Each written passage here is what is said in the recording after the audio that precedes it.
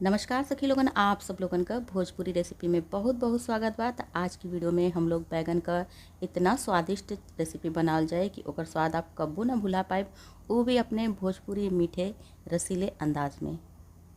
बैंगन का ये रेसिपी बनावे के लिए यहाँ पर हम 3 बड़ा बड़ा बैगन का इस्तेमाल कैले हैं। और बैगन लेकर सब ध्यान देवे कि बैगन एकदम नरम वाला रहे, जिसमें बीज उज बहुत कम रहे। उससे अगर ये रेसिपी बनाई तो आपका रेसिपी बहुत ही अच्छी बन के तैयार हुई। तो मसाला में सबसे पहले 1/4 चम्मच मेथी का दाना ले लें और कढ़ाई थोड़ा मोटी पेनी का ले लें, कोनो बर्तन मोटी पेनी का लें। और उसी चम्मच से यहाँ पर 2 चम्मच भर के हम धनिया के बीज का इस्तेमाल कैले हैं। और चम्मच आप देख सकें जो घर में हम लोग खाए के लिए इस्तेमाल करेंगे वही चम्मच हम ले लें। और इसी चम्मच से यहाँ पर 1 छोटा चम्मच भर के जीरा डाला, 1 छोटा चम्मच भर के सौंफ का दाना है। अब ये सारा मसाला के एकदम धीमी से मध्यम आंच में रख के भून लेवे के है हल्का सा, बस हल्की सा महक में उठावे के है और हल्का सा अपने मसाला के कुरकुरा कर लेवे के है। जैसे ही मसाला हल्का सा भून जाए तब में 1/4 चम्मच ई मंगरेला या फिर एक कलौजी कहल जाला ई भी डाल देवे के है। और 1 छोटा चम्मच ई जवाइन है, अजवाइन भी एक कहल जाला, ई भी डाल देवे के है। तो मोटा मसाला के पहले भून लें और महीन वाला मसाला के बाद में। और अगर कोनो मसाला का स्वाद आपके ना पसंद होगा तो आप बिना वो मसाला के भी बना सकेला।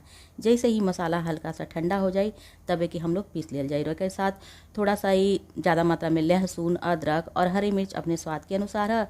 1 मध्यम आकार का प्याज डाली और हरी धनिया थोड़ा सा ज़्यादा में इस्तेमाल करी। तो सबसे ज़रूरी सामग्री यहाँ पर हमारे पास अचार है। आम का अचार बनने के बाद जो मसाला में बच जाला तो ये मसाला का इस्तेमाल रेसिपी में आप करब तो आपका रेसिपी बहुत ही चटपटी बन के तैयार हुई। और यदि अचार के मरचा का मसाला आपके पास बचल है ओके डाल के बनाए तो और बहुत ही बढ़िया बन के तैयार हुई आपका। तो यहाँ पर ई मसाला हम थोड़ा सा ले लें। अब के हम सीली लोढ़ा पर पीस ले, कैसे कि सीली लोढ़ा पर पीसले से बहुत ही अच्छा सा स्वाद आवेला है रेसिपी का। और यदि आपके पास सील लोढ़ा ना होगा तो आप मिक्सी के जार में पीस सकीला, लेकिन एक सूखा ही पीसे के सील के बढ़िया से धो लें। जब सील सूख जाए तब एक सूखा और दरदरा पीस के तैयार कर लेवे के है। ये मसाला के बहुत महीना पीसल जाला, थोड़ा सा दरदरा ही रहेला तो आपकी रेसिपी का स्वाद ही थोड़ा सा बढ़ा देला। और जब सारा मसाला पीस के तैयार हो जाए तो ये मसाला के एक थरिया में हम यहाँ पर उठा लेते हैं। और बाकी जौन हरी धनिया, लहसुन, मरचा वगैरह ले लें ओके भी इमें पीस लेवे के। उ सब मसाला के भी बिना पानी डाले ही इमें पीसे के है।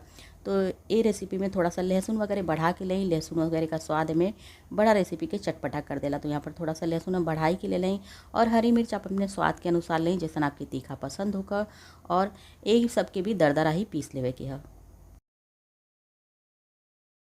वैसे तो आप ये मसाला के मिक्सी के जार में भी दरदरा पीस के बना सकीला, लेकिन यकीन मानी कि जो सीली लोढ़ा का स्वाद होला, जैसे पहले हम लोग का दादी नानी काकी वगैरह घर में बनावत रहनिया, ओकर स्वाद ऐसा रहत रहला कि अब भी दिमाग में घूम जाला कि कितना बढ़िया चीज़ दादी बनौले रहनी तो हमन खैले रहनी जा। बिल्कुल वही वाला स्वाद आपके इस तरह से यदि पीस के बनाए तो आपकी रेसिपी में आई। और घर में बड़े लोगन का बहुत अक्सर शिकायत होले कि जौन खाना का स्वाद तब आवत रहला वो खाना का स्वाद अब ना आवत है।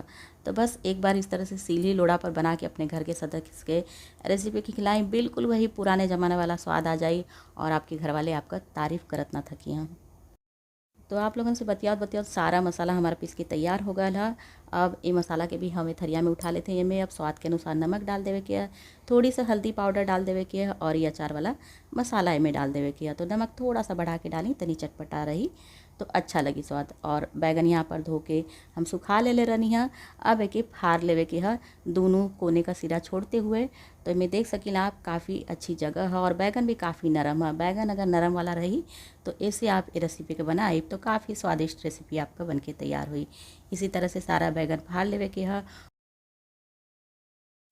और अब सारा मसाला के मिलावे के लिए यहाँ पर हम थोड़ा सा सरसों के तेल का इस्तेमाल कर लें। तो जब भी इस तरह का रेसिपी बनाए तो सरसों के तेल का इस्तेमाल करें। सरसों के तेल में काफ़ी अच्छा स्वाद आवेला। बहुत ज़्यादा तेल ना डाले के, बस 1 से 2 छोटा चम्मच तेल डाल के अच्छी तरह से मसाला के मिला लेवे के है। मसाला इतना बढ़िया महकत है ना कि अगल बगल के पता चल जाए कि आपके घर में कुछ बना था। तो सारा मसाला जब मिला के हो जाए तो इस तरह से बैंगन के फैला लें। और फैलावे के बाद जितना मसाला आप भरल चाहते हैं उतना आप भर सकीना। थोड़ा सा दोनों सिरा की तरफ इस तरह से थोड़ा सा दबाव डाल के फाड़ भी ले तो और भी अच्छी जगह हो जाले। तो बहुत लोगन के बहुत भरल भरल मसाला पसंद होला, बहुत लोगन के हल्का मसाला पसंद होला। हमके तो खूब भरल भरल मसाला पसंद होला। तो हमें कि इस तरह से एकदम अच्छी तरह से भर देला। तो बिल्कुल इसी तरह से सारा बैगन में भर लेवे के है और भरे के बाद एक एक करके एक अलग प्लेट में रख लेवे के है। और यदि आपका मसाला ज़्यादा पिसा गल है, मतलब बैगन भरले के बाद भी मसाला बच जाता है, तो ये मसाला के आप आलू में इस्तेमाल कर सकीला। आलू में भर के भी इस तरह का रेसिपी बना सकीला, या फिर भिंडी वगैरह आपके पास है तो भिंडी में भी भर के ये मसाला के आप इस्तेमाल कर सकीला।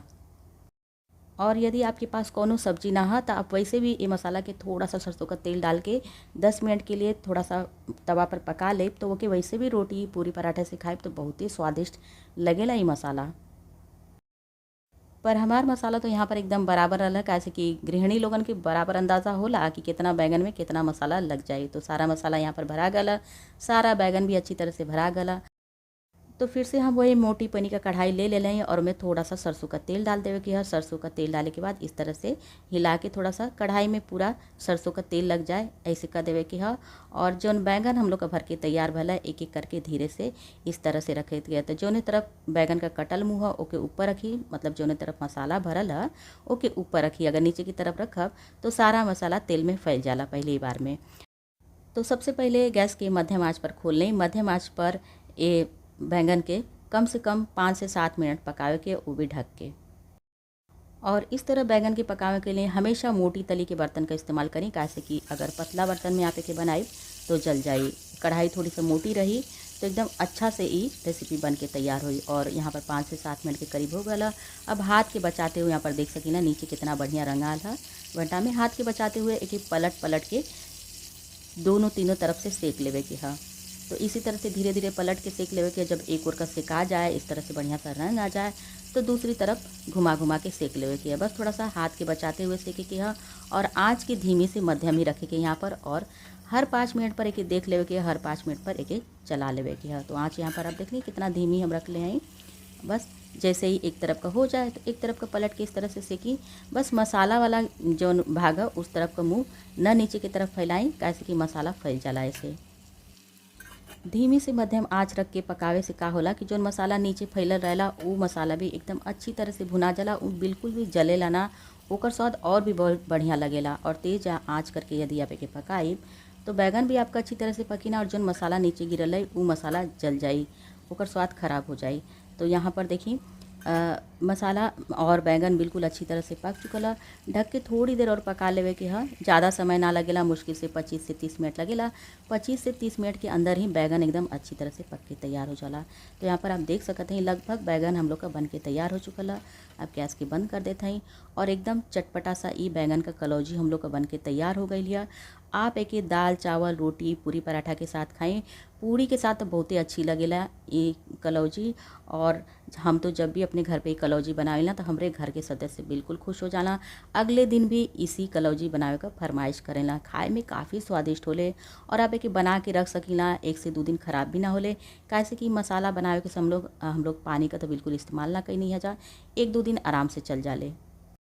तो आज की रेसिपी आप लोगन के कैसन लगल नीचे भोजपुरी भाषा में कमेंट करके बिल्कुल बतावल न भूलल करें।